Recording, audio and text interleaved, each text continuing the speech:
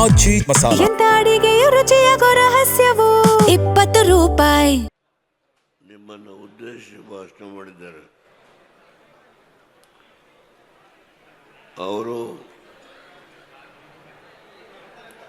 ಬಿಡದಿ ಏನು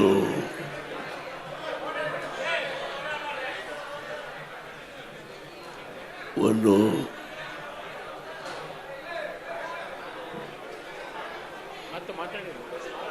ಸಮುದಾಯದ ಸುಮಾರು 7,500 ಎಕರೆ ಭೂಮಿಯನ್ನು ವಶಕ್ಕೆ ಪಡ್ಕೊಳ್ಳೋದಕ್ಕೆ ಸರ್ಕಾರ ಏನು ಕೆಲವು ಸರ್ವೆ ನಂಬರ್ಗಳ ಬಗ್ಗೆ ನೋಟಿಫೈ ಮಾಡಿದ್ದಾರೆ. ಅದರ ಬಗ್ಗೆ ಈಗಾಗಲೇ ಕಳೆದ 1 ತಿಂಗಳಿಗಿಂತ ಹೆಚ್ಚಾಗಿ ಅಲ್ಲಿಯ ರೈತರುಗಳ ಸಮಸ್ಯೆಯನ್ನು ಸರ್ಕಾರದ ಗಮನಕ್ಕೆ ತರಲಿಕ್ಕೆ ಕುಮಾರಸ್ವಾಮಿಯವರ ನೇತೃತ್ವದಲ್ಲಿ ಈಗ ಹಲವಾರು ಕಾರ್ಯಕ್ರಮ ನಡೆದಿದೆ. ಸ್ಥಳೀಯ ಮುಖಂಡಗಳು, ಮಾಜಿ ಶಾಸಕರು, ನಮ್ಮ ಪಕ್ಷದ ಅಧ್ಯಕ್ಷರು, ಈ ಎಲ್ಲ ಮುಖಂಡಗಳು ಸೇರಿ ನಮ್ಮ ರೈತರಿಗೆ ಆಗುವ ಅನ್ಯಾಯದ ಬಗ್ಗೆ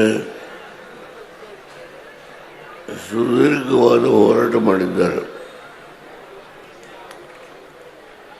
ಆದರೆ ಮುಖ್ಯಮಂತ್ರಿಗಳು ಕುಮಾರಣ್ಣವರೇ ಮಾಡಿದ ಕಾರ್ಯಕ್ರಮ ನಾನು ಮುಂದುವರಿಸ್ತೀನಿ ಅಂತ ಹೇಳಿ ಸತ್ಯವನ್ನು ಮುಚ್ಚಿಟ್ಟು ಕುಮಾರಸ್ವಾಮಿಯವರು ಮಾಡಿದ ಕಾರ್ಯಕ್ರಮ ಇದು ಅಂತ ಹೇಳಿ ನುಡಿಸಿಕೊಳ್ಳುವ ಮಾತನ್ನು ಹೇಳೋ ಪ್ರಯತ್ನ ಮಾಡ್ತಾ ಇದ್ದಾರೆ. ವಾಸ್ತವಾಂಶ ಕುಮಾರಸ್ವಾಮಿಯವರ ಕಾಲದಲ್ಲಿ ಏನಾಯಿತು, ಅದಾದಮೇಲೆ ಮುಂದಕ್ಕೆ ಏನೇನು ಕೆಲವು ಘಟನೆಗಳು ನಡೆದಿದ್ದಾವೆ ಎಲ್ಲವನ್ನೂ ಸುದೀರ್ಘವಾಗಿ ಕುಮಾರಸ್ವಾಮಿ ಅವರು ಹೇಳಿದ್ದಾರೆ. ನಮ್ಮ ಮಾಜಿ ಶಾಸಕರು ಮಾತಾಡುವಾಗ ಅವರು ಕೂಡ ಅಲ್ಲಿರ್ತಕ್ಕಂಥ ಸಮಸ್ಯೆ ಬಗ್ಗೆ ಸವಿಸ್ತಾರವಾಗಿ ಮಾತನಾಡಿದ್ದಾರೆ. ಈ ವಿಷಯದಲ್ಲಿ ಕುಮಾರಸ್ವಾಮಿಯವರು ಈಗಾಗಲೇ ಈ ವಿಷಯದಲ್ಲಿ ಯಾವುದೇ ಕಾರಣದಿಂದ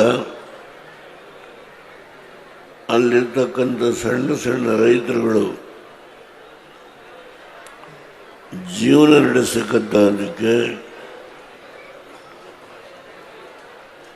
ಅತ್ಯಂತ ಸಂಕಷ್ಟದಲ್ಲಿದ್ದಾರೆ. 1 ಎಕರೆಯಿಂದ 1 ಗುಂಟೆಯಿಂದ 10 ಗುಂಟೆವರೆಗೆ ಭೂಮಿಯನ್ನು ಇಟ್ಕೊಂಡಿರ್ತಕ್ಕಂಥ ಬಹಳ ಜನ ಸಣ್ಣ ರೈತರು, ಅದರಲ್ಲಿ ಹಾಲು ಕೊಡುವ ಹಸುಗಳಿಗೆ ಮೇವನ್ನು ಬೆಳೆಸಿ ಹಸುಗಳಿಗೆ ಮೇವನ್ನು ತಿನ್ನಿಸಿ ಅದರಿಂದ ಹಾಲು ಉತ್ಪಾದನೆ ಮಾಡಿ ಸುಮಾರು 6,000 ಲೀಟರ್ ಹಾಲನ್ನು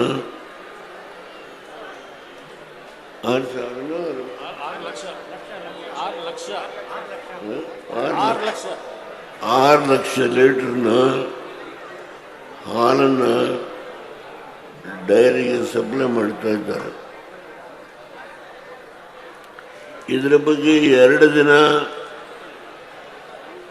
ಮಾಜಿ ಸುಪ್ರೀಂ ಕೋರ್ಟಿನ ನ್ಯಾಯಾಧೀಶರು ಸ್ಥಳ ಪರಿಶೀಲನೆ ಮಾಡಿ ಇದನ್ನು ಮಾಡಬಾರದು ಅಂತ ಹೇಳಿ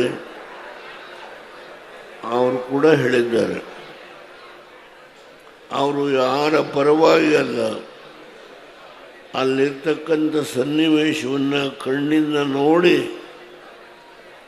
ಆ ಬಡವರು 1 ಗುಂಟೆ 2 ಗುಂಟೆ 5 ಗುಂಟೆ 3 ಗುಂಟೆ ಇಟ್ಕೊಂಡು ಜೀವನ ಮಾಡತಕ್ಕಂಥ 100ಕ್ಕೆ 90 ಭಾಗ ಜನ ಏನಿದ್ದಾರೆ ಅವರ ಪರವಾಗಿ 2 ದಿನ ಸುಪ್ರೀಂ ಕೋರ್ಟಿನ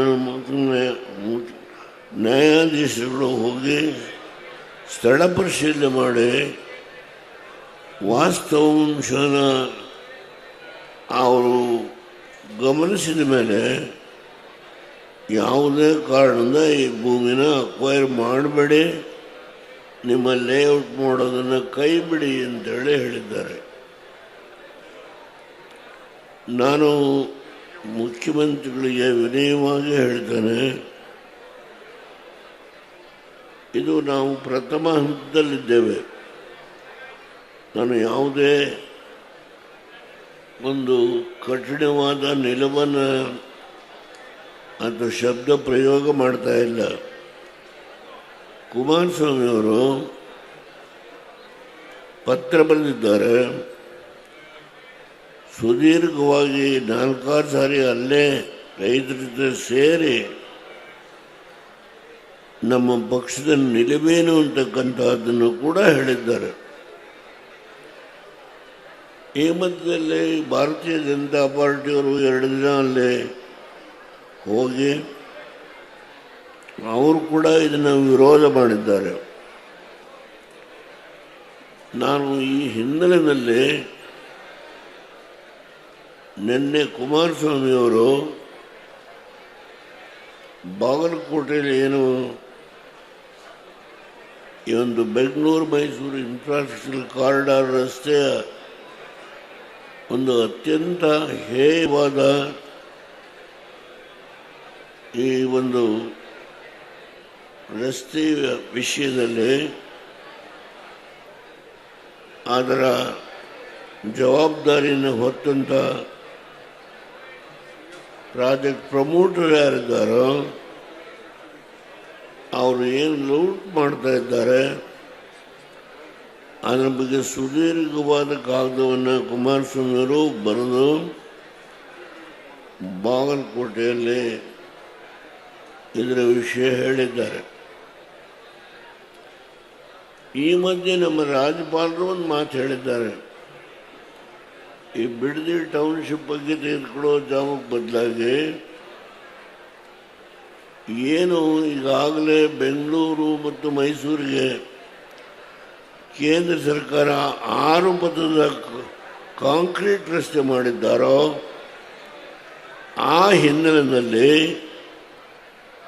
ಈ ಒಂದು 1975ರಲ್ಲಿ ಏನು ನನ್ನ ಕಾಲದಲ್ಲಿ MOU ಸೈನ್ ಆಗಿತ್ತು ಅದು ಜೀವಂತ ಉಳಿದಿಲ್ಲ. ಈಗ ಆ ಜಮೀನನ್ನು ಬೇಕಾದರೆ ಇದಕ್ಕೆ ತೆಗೆದುಕೊಂಡು ನಿಮ್ಮ ಲೇಔಟ್ ಬೇಕಾದರೆ ಮಾಡಿಕೊಳ್ಳಿ, ಬಿಡದಿ ಆ ಬಡವರ ಜಮೀನಿಗೆ ಕೈ ಹಾಕಬೇಡಿ ಅಂತ ಹೇಳಿ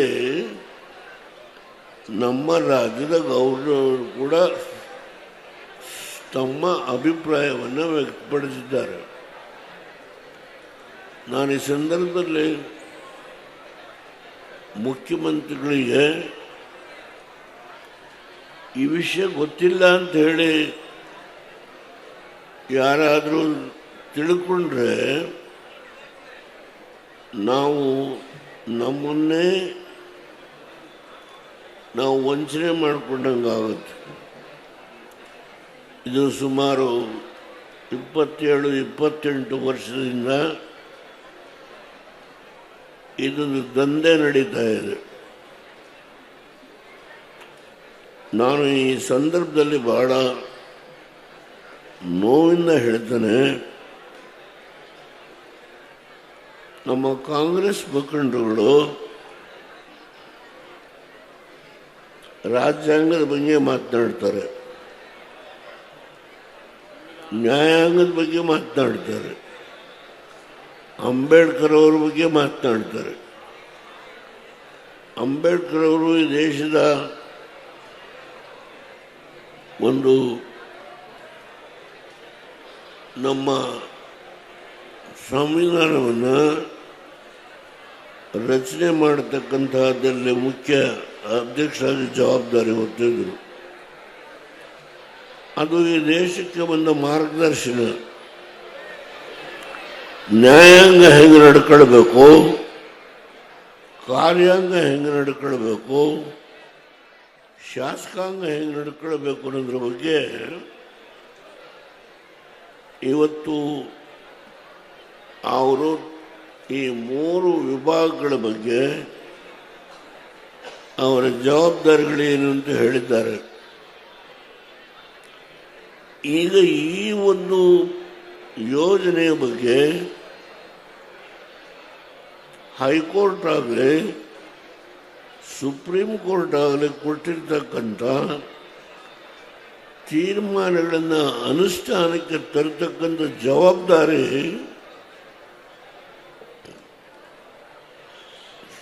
ಕಾರ್ಯಾಂಗದ್ದು.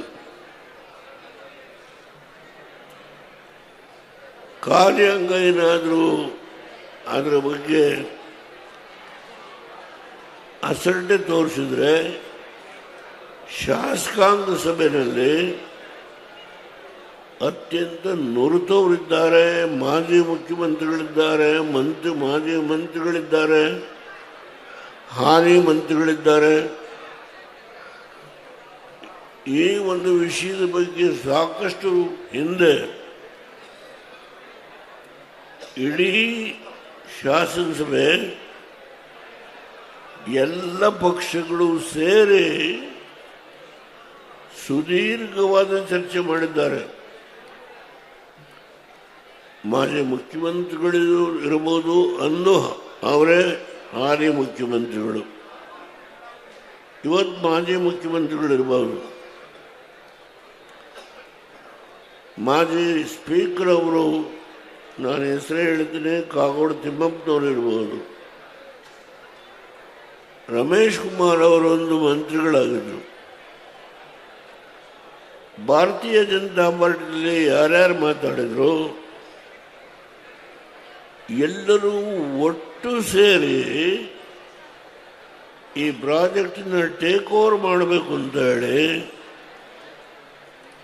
ನಿರ್ಣಯ ಮಾಡೋದ್ರ ಜೊತೆಗೆ ಈ ಟೋಲ್ ಕಲೆಕ್ಷನ್ ಏನಿದೆ ಇದು ನಾನೇನು MOU ಸೈನ್ ಮಾಡಿದ್ದೆ 1975ರಲ್ಲಿ 95-96ರಲ್ಲಿ.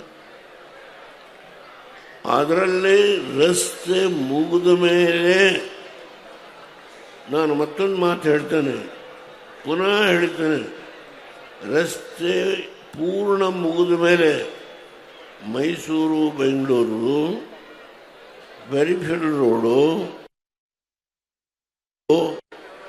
ಇವೆಲ್ಲ ಮುಗಿದ ಮೇಲೆ ಟೌನ್ಶಿಪ್ ಆದಮೇಲೆ ಟೋಲ್ ಕಲೆಕ್ಷನ್ ಮಾಡಬೇಕು ಅನ್ನೋ ಕಂಡೀಷನ್ನು ಫ್ರೇಮ್ ವರ್ಕ್ ಅಗ್ರಿಮೆಂಟಲ್ಲೇ ಇದೆ. ಇದು ಮತ್ತೊಮ್ಮೆ ಹೇಳ್ತಾರೆ, ಫ್ರೇಮ್ ವರ್ಕ್ ಅಗ್ರಿಮೆಂಟಲ್ಲೇ ಇದೆ. ಇದಾದ ಮೇಲೆ ಶಾಸನಸಭೆಯಲ್ಲಿ ರೆಸಲ್ಯೂಷನ್ ಮಾಡ್ತಾರೆ, ಅವನು ಅಕ್ರಮವಾಗಿ ಈ ಟೋಲ್ ಕಲೆಕ್ಷನ್ ಮಾಡ್ತಾ ಇದ್ದಾನೆ ಅಂತ ಹೇಳಿ ರೆಸಲ್ಯೂಷನ್ ಮಾಡಿದ ಮೇಲೆ ಅಂದಿನ ಸರ್ಕಾರ ಒಂದು ನೋಟಿಸ್ ಕೊಡ್ತಾರೆ ಇವನಿಗೆ, ಈ ಪ್ರಾಜೆಕ್ಟ್ ಪ್ರಮೋಟರಿಗೆ. ಅವನು ಒಂದು ಸ್ಟೇ ತಗೊಳ್ತಾನೆ. ಆ ಸ್ಟೇನ ವೆಕೇಟ್ ಮಾಡಿಸೋದಕ್ಕೆ ಈ ಕಾರ್ಯಾಂಗದ ಯಾವುದೇ ವ್ಯವಸ್ಥೆ ಆಗಲಿಲ್ಲ. ಕಾರ್ಯಾಂಗದ ಜವಾಬ್ದಾರಿ ಏನು ಅಂಬೇಡ್ಕರ್ ಅವರು ಹೇಳಿದ್ದಾರೋ ಅವ್ರ ಬಗ್ಗೆ ಏನು ದೊಡ್ಡ ಭಾರತೀಯ ಜನತಾ ಪಾರ್ಟಿ ದೇಶದಲ್ಲಿ ಸಂವಿಧಾನವನ್ನು ನುಚ್ಚುನೂರು ಮಾಡ್ತಾ ಇದ್ದಾರೆ.